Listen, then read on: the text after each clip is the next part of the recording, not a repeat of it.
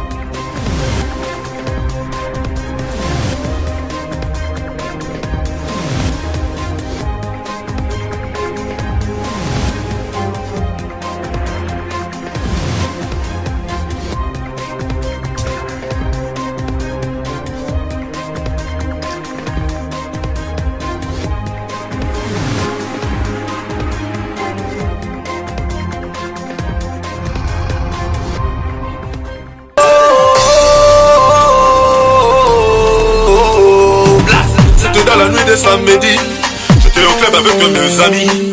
On est parti un peu se défouler avec la bonne musique de Congolais. Là-bas je vois une jolie fille. Elle m'a dit son nom c'est Vanessa. Elle m'a dit elle a que 22 ans. Oh mon Dieu, je la kiffais. Souvent elle pense semblant de refuser quand les hommes vont leur proposer. Elles sont fragiles comme un gomboé. Bongo na poche ma gogolo. La passé là elle a composé le numéro de ses parents.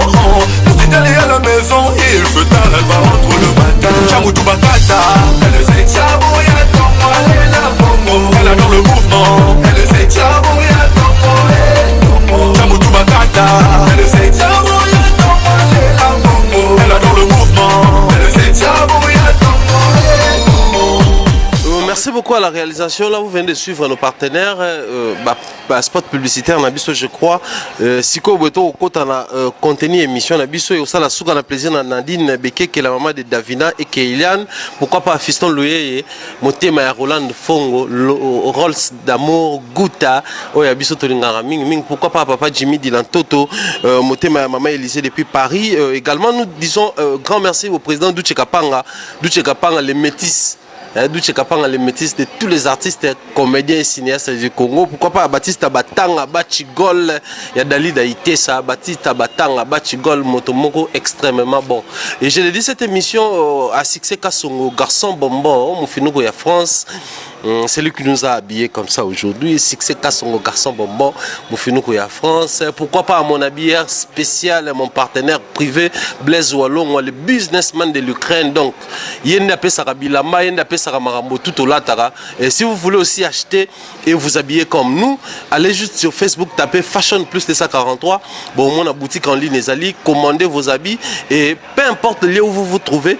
Baroye la bino bilamba na bino barotiki la bino même bandeko ba Hollande biso na Congo à partir ya Kinshasa so bokeka kana ancienne galerie présidentielle na rez-de-chaussée bo mona boutique ezali wana Fashion Plus 243 bokota bokuta tout ce qui est na la tarizala kuna également bato bana ba province Marambotu donc kaka ne to lingaka je crois et ko sala bino suka na plaisir pourquoi pas Askaini Jordan Coco Swag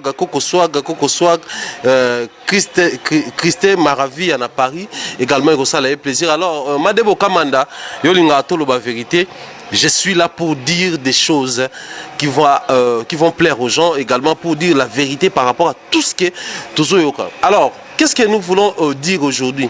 Comme je vous ai promis dans ma page dans Facebook, comme je vous ai promis dans ma statut dans WhatsApp, dans WhatsApp, j'ai promis à ce que nous allons, j'ai promis parce que j'avais dit en réalité, faut tout le bel amaramo. La musique congolaise, en fait, date de longtemps. Depuis Kala, Papa Wendo, Papa Taboulé, Papa Rochero, la musique a existé. Dans la musique, Ezara, Nabato Babenga Bango, auteur-compositeur. Mais Eza, na auteur, et puis de l'autre côté, ça, na compositeur. Auteur aza moto a sali texte musical a comme biso ba parole to benga bango na ba terme muso ba chansonnier on est passé biso ba texte auto yemba na musique chéri nanga salanga boye mo ebimi pona montonyo so nzambe na komituna ka moto moindo yende boye ça dit ba texte tout yemba na musique il y a eu des chansonniers au ba sala ba texte musical wana alors il y a maintenant des compositeurs au ba ya kazu texte associé à la mélodie, la musique, sa forme et nzembo. C'est en ce moment-là le texte prend une autre forme, mais comme chant ou chanson. Alors, ce qui a évolué dans la forme, il y a des auteurs et compositeurs. Ils ont des texte à Pamba, ils ont des mélodie à Pamba, ils ont des artistes et musiciens qui ont mélodie qui a interprété. C'est comme ça, nos artistes, la majorité des artistes et musiciens mondiaux interprètent. Vous allez prendre des gens comme Michael Jackson, Azaki Bongo, the King of Pop. Jusqu'à présent, dans les États-Unis, King of Pop a existé. Ils ont dit Michael Jackson, parce que au moins, respecter les légendes,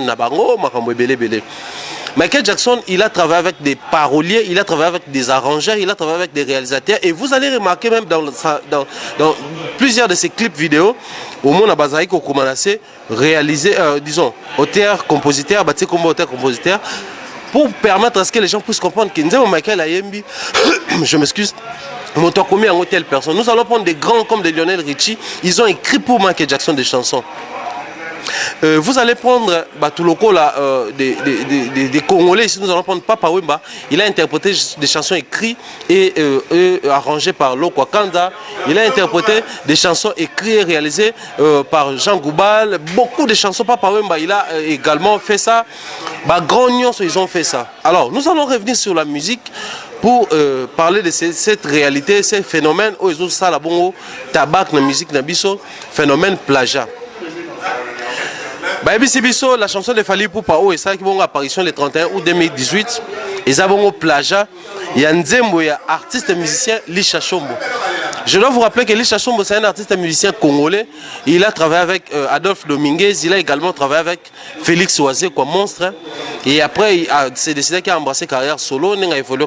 Alors, na moment moroboy asaki nzembo na moroboy comme nango mopengene ezaki bongo titre ya nzembo Lisha Chombo na kati ya nzembo Lisha Chombo wana mopengene soki total yango en ligne sur YouTube apparition nango esamaki le 26 octobre 2014 le 26 octobre 2014 Lisha Chombo misaki nzembo moroboy total ki na YouTube o ba bengi titre nango mopengene donc si vous voulez aller sur YouTube je crois clip yango ezo za la balancer na ordinateur nango eza à côté. Si vous allez sur YouTube, tapez juste Mopengene Bobeti chiffre 1. Na chiffre 1, Bohomo na bongo et Bino, clip wana yango ezobeta ezolakisa na ordinateur na ngai. Je ne sais pas vous mettre les sons parce que boyebika YouTube les arabes droit d'auteur ma mbebele, donc il y a même pas moyen de mettre les sons. Ndeyaki kosala ke na kati ya nzembo wana na refrain na yango quelque part Lisha Chombo dit filet ningana makete tama bana babima wa boki libanda zorelo roté wa boki na kati lobi akobuka mosapi et là ta alliance peut kangela loketo bwe or ce qui tokei quelque part na kana secret oh bon ebimi le 31 août 2018 Boro ka Fally Ipupa quelque part na ba phrase na ba parole na zolo balobi prend ton lit marche filet ningana makete tama bana babima oh boki libanda zorelo roté boki na kati lobi akolona akobuka donc même phrase toyoki yango pa Lisha Chombo toyoko yoka yango pe lisusu et pas ya Fally Ipupa. Alors ndé memaki biso to lobela sur phénomène plagiat o batonyo so ba ko créer au effort que Fally Ipupa a plagié nzembo ya Lisha Chombo. Alors nous voulons en premier lieu commencer par vous définir en fait c'est quoi les plagiats en question. Dans le dictionnaire français on nous dit ceci emprunt en fait définition à plagiat. Plagiat, je vais épeler P-L-A-J-I-A-T. Pour ceux qui ne connaissent pas les mots, en fait, plagiat, définition de plagiat, c'est l'emprunt à d'autres auteurs des citations, des passages de quelque importance en les donnant comme les siens. Donc, aux citations à Motomosusu, aux textes à Motomosusu, aux missions locales à yo. Des plagiat donc automatiquement noir sur blanc nous disons que Fally Ipupa il a plagié Lisha Chombo. Alors Fally Ipupa étant muto a plagié Lisha Chombo tolingi toyeba en fait par rapport à l'histoire et la musique na biso par rapport à makambo sur les canaux musique na biso plagiat banda est-ce que ça le marathon il est le premier parce que plagiat a Fally Ipupa et ça li bon actualité et lobami à un moment donné on se pose des questions pourquoi plagiat lobami makasi c'est pour la première fois artiste et musicien congolais a plagié muninga na ye to ngeni. Je dis non. Pourquoi je dis non? Parce que plagiat est à déjà. Les clips que nous balançons, n'a besoin de Lisha Chombo, on a besoin de Fally Ipupa, c'est juste pour illustrer. Tant que beaucoup, tu as peut-être besoin de référence pour mon que quand c'est Fally Ipupa, mon père, c'est Lisha Chombo. C'est dans ces deux chansons, d'être eu problème, il y a aussi la actualité musicale autour ça. Alors, plagiat bandakala déjà je vais commencer la génération na biso génération Ndombolo quartier latin boaka yango wenge boaka yango Suède boaka yango ba orchestre ebele boaka Ndombolo comme identité musicale na biso musique dansante congolaise ba benga yango Ndombolo. Or Ndombolo à ce que je sache selon la légende nous savons tous que Ndombolo a été créé par Tutu Kaluji #1. Moi que tout s'est trompé dans ma point mais les mêmes cris à Ndombolo et Boakama n'a pas orchestre belé donc bateau bazaki na exclusivité à Ndombolo zaki bongo wenge ba quartier latin ba orchestre mususu nyonso so boka Ndombolo ba sala plagiat mais les canaux nango normal et ça manango bien même si nous allons trop loin pour voir na Côte d'Ivoire couper décalé Mola ba sali couper décalé na saga na Doug saga bata saga cité nyonso mais que ça là que tilelo même ba Kesha même ba Congolais même ba nation ebele ba boaka coupé décalé o ezali bongo cri ya bato mususu donc ba sala plagiat mais les cas nango.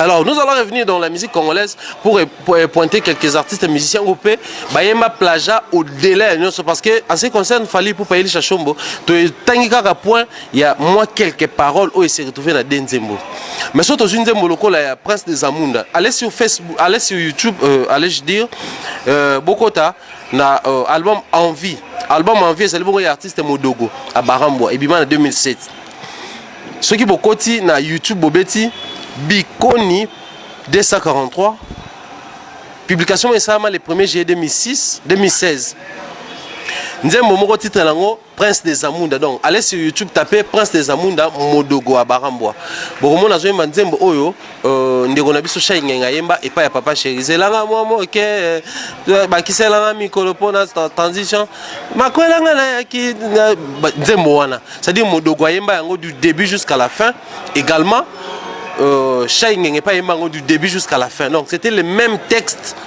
Peut-être une mélodie changement mais la même forme, il y a quoi interpréter. Donc ça dit la forme et l'interprétation c'était la même chanson. Surtout que même plus loin.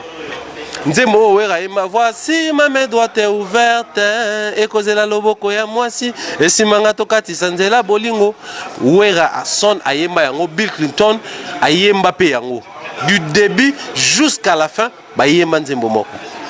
Ils ont appelé plagiat, surtout pour ça, la musique, surtout tout ça na forme ya ba solo vocal. Aux une Nzembo ya Céléo, l'album qui bouille sans pi, par titre na qui j'en ai assez. Au roka vocal au kabosia yemba. Balobina kene meteke pongana simba pongo. Ngaye na tikala isolé. Soko zuipe Nzembo ya Koffi Olomide écrit par Fofo Leko, le titre na qui Inchala. Oka soleil wanga Guy Van Bron ayemba balobina kende meteke même vocal soleil ayemba kabosepe ayemba yango plagiat il kalango soto bito poussa moi musika to côté même la musique chrétienne Atoms Mbouma tanga bimisa album là il est culte yena madame Nadège Mbouma couple pastoral Nzembo moko ezaki na kati album wana titre ezaki soki yote tango soki yote bimi mutu musupa bimisa soki yote lobi eza Nzembo nanga jeu de preuve ne na comment Nzembo makambo ezaki plagiat soto poussa ni mo musika Adolphe Dominguez tanga bimisa biso album là Nzembo moko ezaka na kati titre ezaka Irene Mokabila na vocal ya Didier Lacoste boroyo kayemba nini na kati ya Nzembo wana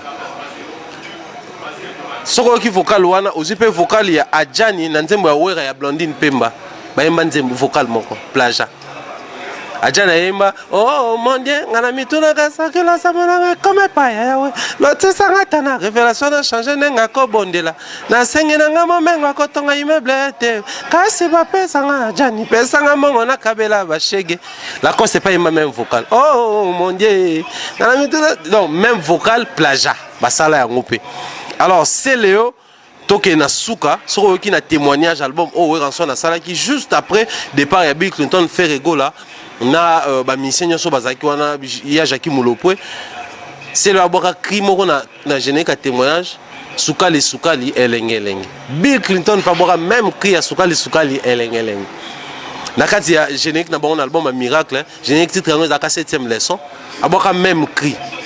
Alors, na parcours nyonso auto sali auto tanyo ya ba plagiat ça dans la musique congolaise. La question qu'on se pose, pourquoi seulement quand Fally Ipupa a repris quelques phrases au Ezana Kati, il y a album, il y a Nzembo oyo mopengene oyo lisha shombo ayembi nde sali actualité. Pourquoi? Parce que tout le monde ba orchestre oh ba c'est Rija en adversaire dans l'orchestre il Fally Ipupa ba artiste émission ou ba mitia ba adversaire il y a Fally Ipupa ba comme conseil là on ba actualité conseil là on ba émission pour dire que ah au moni bobenga kaya le prof bobenga kaya muta école mais école on est mibi professeur on le kuta et tout. Or c'est une réalité qui date de longtemps depuis la musique congolaise a existé cette réalité existe. Alors, c'est comme ça nous nous sommes dit, avec Gianni Célèbre, tout le monde, moi, analyse ya Moukié, pour te comprendre pourquoi Makambo et que ça, la musique, Nabiso, Lelo, ce que Salami, ça doit poser problème. Si dans les années passées, Papa Jimmy Dilato, je crois, d'accord, si dans les années passées, musique congolaise, ils ont identifié musique ndombolo, c'est parce qu'il y a eu plusieurs orchestres et musique congolaise, où il y a musique ndombolo. Les loboué, quand moi phrase, quand moi texte, il faut poser problème. Pourquoi? Parce que c'est Fali. Pourquoi? Parce que c'est Licha ou comment? Alors rentrons dans les détails pour comprendre ce que nous voulons en fait comprendre et expliquer dans cette réalité là où ils ont la musique Nabisson. Na YouTube par exemple, parce que Fali Poupa a publié qui Makambonaye, il y a musique, il y a clip na YouTube. YouTube a expliqué Bissonini. Na quand il y a YouTube, ils ont la possibilité ceux qui ont joué une émission, ceux qui ont protéger la droit d'auteur, ceux qui ont YouTube a notifié ok. Et le retour côté en tout cas c'est dans les minutes qui suivent on notifie directement que et le retour côté ça ils a protégé la droit même les tout ça la émission ceux qui ont moni je suis vraiment désolé de ne pas pouvoir vous mettre audio clip vidéo na son il y a makambo toujours le bel on va balancer nos kaka vidéo pour vous comprendre de quoi nous voulons en fait parler aujourd'hui des cannes à sucre toujours là également de Mopengene il y a Licha Chombo ancien du groupe de Adolphe Dominguez, également de Cultura Pays Vie de S Grave Félix Oisé quoi. Et ça pour YouTube ceux qui te yango à verrouiller des émissions na biso réussir biso bo sali atteinte na droit d'auteur.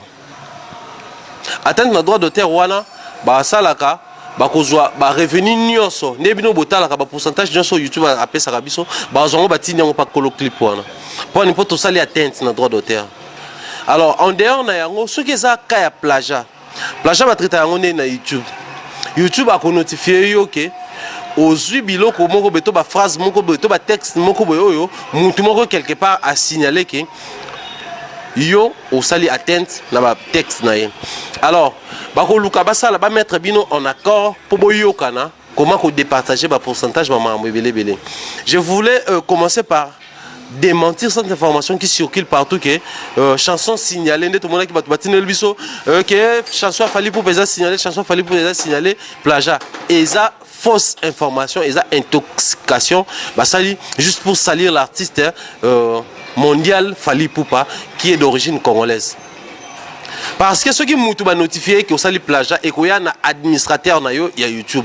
Donc, vous voulez nous faire croire que page non sont toujours mon abonné c'est les bisous que non fallait pour passer plagiat. Donc, fallait pour payer mon ça les capture, il y a page YouTube na yé, des atini on a page à polémique et puis maintenant ça va signaler. C'est impossible. Donc, c'est une fausse information que je me permets il y a qu'on démentir yango. Alors, YouTube processus ni politique na ils en fait. A signaler un artiste qui est au sali plagiat et tout tous mettre bien en accord boyo il y a pour se mettre d'accord soit à permettre aux droit tout miki.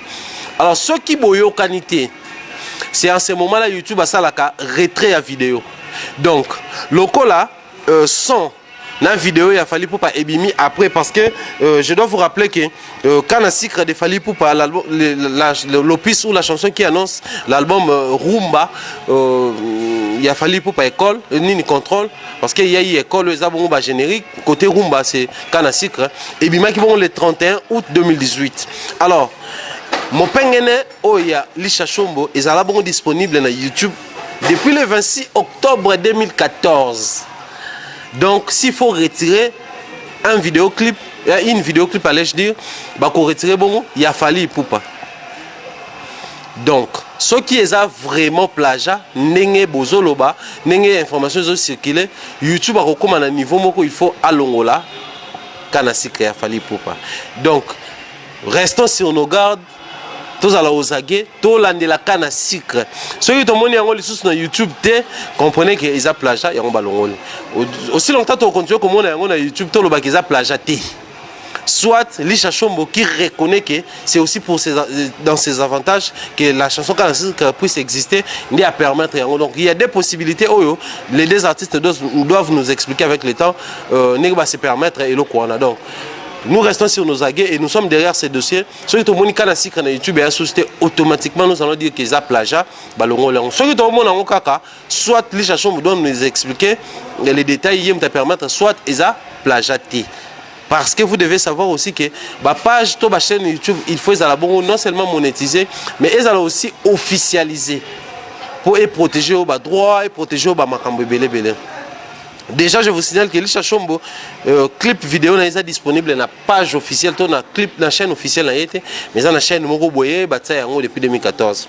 Alors, s'il faut évoluer dans le dossier, parce que malé photo qui est cochité, il y a aussi une réalité qui est martelée sur Yango. Aujourd'hui, notre musique court un danger sérieux. Pourquoi? Parce que les artistes et musiciens, ils sont toujours entourés. Tant qu'il fallait bien ça qui contrôle. La clip et le bosso annoncé qui contrôle la chanson école. La chanson école les musique dansante tout bien à générique.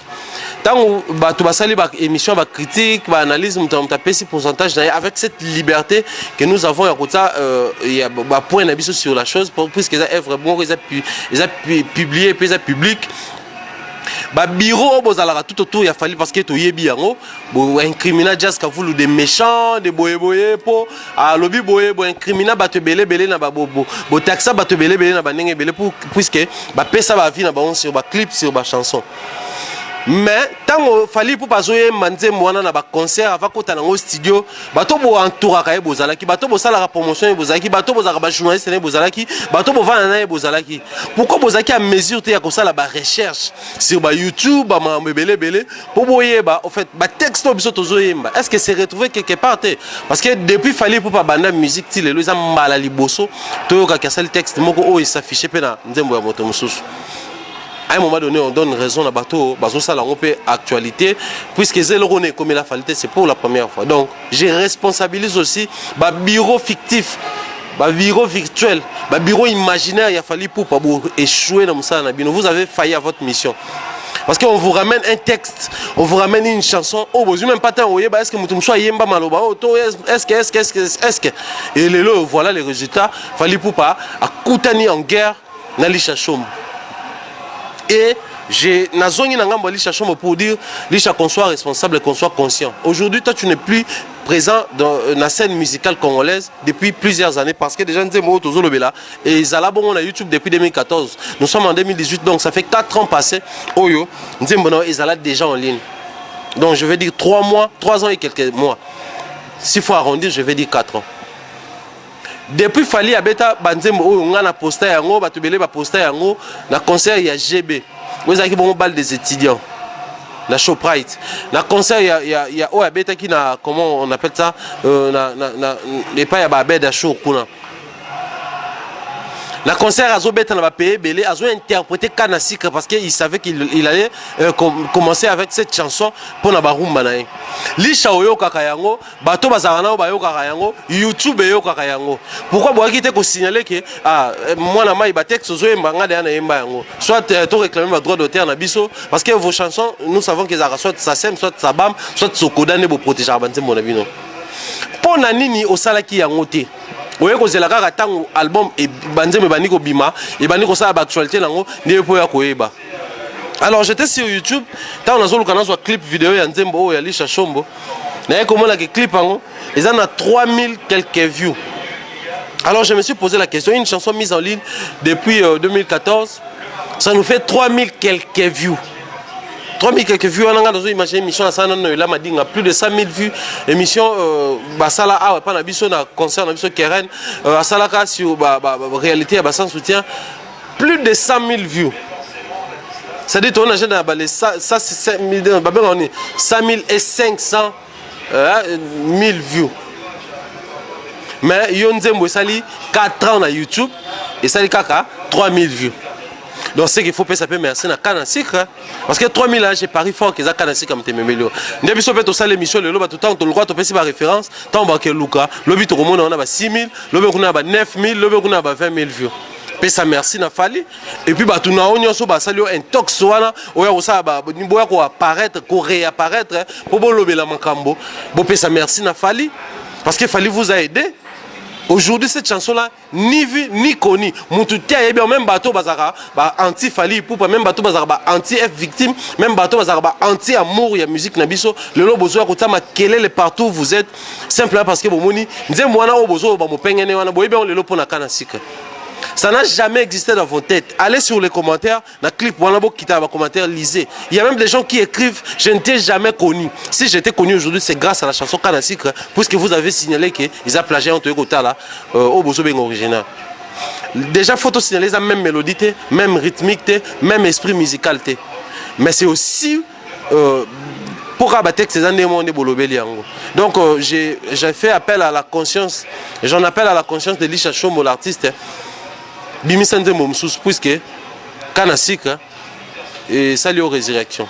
Profitez d'en Bimisanze Momsous, je crois, et au salon sous qu'on a plaisir. Alors, pour chuter l'émission, on a vu sur Alélo, tu as été le baboué.